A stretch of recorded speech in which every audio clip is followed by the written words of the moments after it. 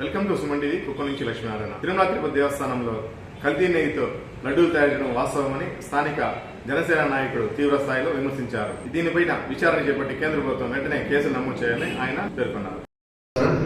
జై జనసేన. ఈరోజు పత్రికా సమావేశానికి వచ్చిన మీడియా సోదరులు మిత్రులందరూ కూడా పేరు పేరున వారికి కృతజ్ఞతలు తెలుపుకుంటున్నాను. ఈరోజు ముఖ్య ఉద్దేశం, మీడియా ఒక సమావేశం ముఖ్య ఉద్దేశం తిరుమల తిరుపతి వెంకటేశ్వర స్వామి మహాప్రసాదం తిరుమల లడ్డు కల్తీ జరగడం మనందరికీ తెలిసిన విషయమే.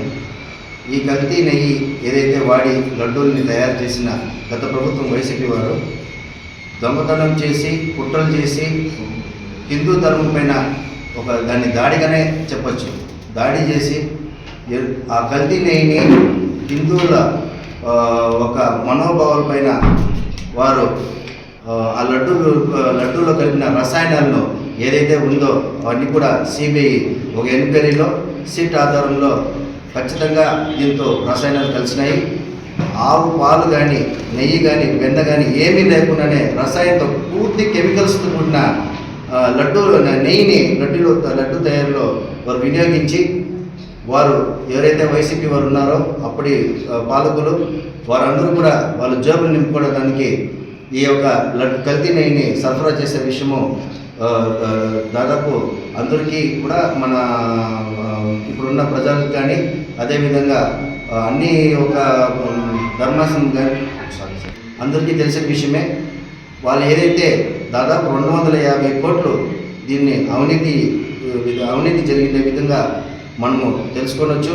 అదేవిధంగా ఆ కల్తీ నెయ్యిలో పూర్తి రసాయనాలతో కూడిన విషయాన్ని సిబిఐ ఎంక్వైరీ చేసిన సిట్టు ఆధారాలతో సహా మనకు అందజేశాయి.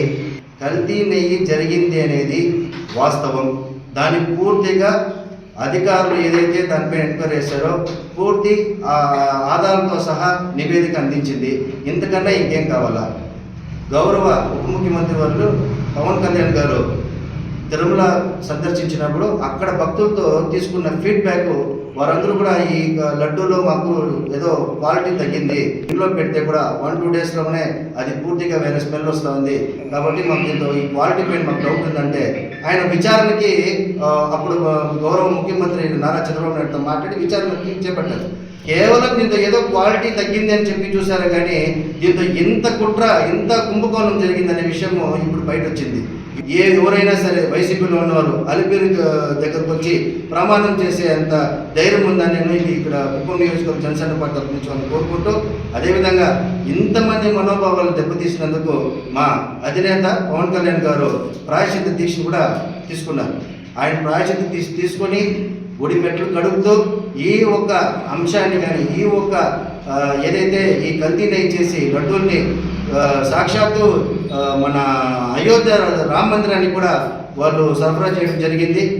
కొన్ని 20 కోట్ల లడ్డూల్ని తయారు చేసి వారు మన హిందూ మనోభావాలు దెబ్బతినేది వేరే, దాంట్లో కనీసం వాళ్ళకి ఏదైనా మనసాక్షి ఉంటే ఇట్లా చేస్తానామే, ఇది మనకి కరెక్టా, సాక్షాత్తు తిరుమల వెంకటేశ్వర స్వామితో పెట్టుకుంటున్నామనే ఒక భక్తి కూడా లేదు, వెన్న లేదు, పెరుగు లేదు, ఏమీ లేదు.